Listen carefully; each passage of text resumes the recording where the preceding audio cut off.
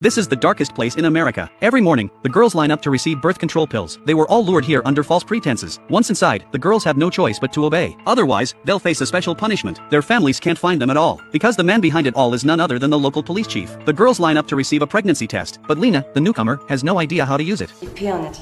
Which part? The person in charge found her a nuisance and ignored her. Luckily, her roommate Annie taught her how to use it. Otherwise, she would have certainly been punished. But Annie wasn't so lucky. The pregnancy test showed that Annie was already pregnant. This meant Annie would be sent away immediately, after the baby is born. The mother and child will be sold to different countries, to recoup the organization's losses. Annie was Lena's only friend here. She recalled Annie once saying, there were other ways to avoid serving clients. Just like Lisa next to her. Lisa was the most special person here, simply because of her special relationship with Mark. She didn't have to serve clients, and was even in charge of supervising all the girls. Lena suddenly had an epiphany. An idea formed in her mind. She would take Lisa's place. That way, she'd have a chance to escape, and rescue her roommate along with her. But before she could put her plan into action, and was forcibly taken away because she was pregnant, Lena instantly felt despair. She had no choice but to serve clients and navigate the men's demands. She endured this life for half a year. Soon, an opportunity arose, during one of her outings to serve a client. Mark and the client got into an argument over money. The client couldn't do the math. But Lena, standing nearby, quickly calculated the exact amount. Mark was very surprised. He then beat up the client. On the way back, another incident occurred. The two girls seized the opportunity to escape. Lena had overheard their escape route. She hadn't run away because she knew a person couldn't outrun a car. In the end, Mark caught them and brought them back. After that, Mark did indeed come to trust her. He even let her take Lisa's place. She no longer had to entertain clients. She only needed to sit by the phone and take reservations. Lena quickly moved out of the filthy dormitory. She moved into Mark's place, and played the role of a dutiful partner,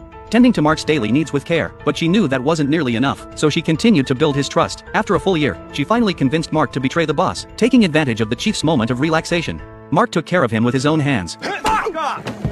Lena pretended to be terrified, which pleased Mark immensely. But soon, Mark saw through her act. He felt Lena was too soft-hearted, and soft-hearted people would betray him. Mark dragged a girl out of the car, and shoved a gun into Lena's hand. Only by killing her could Lena prove her loyalty. Lena looked at the girl's terrified face, and felt a sudden shiver run through her. But she thought of her longing for freedom.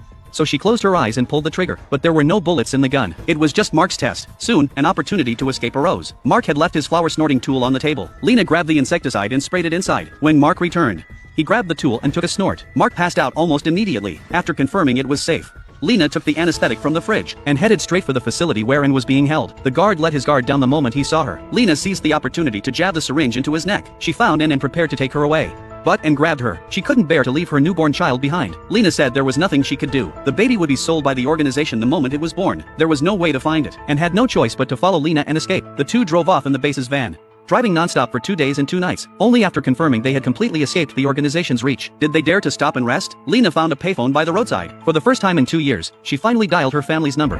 Oma.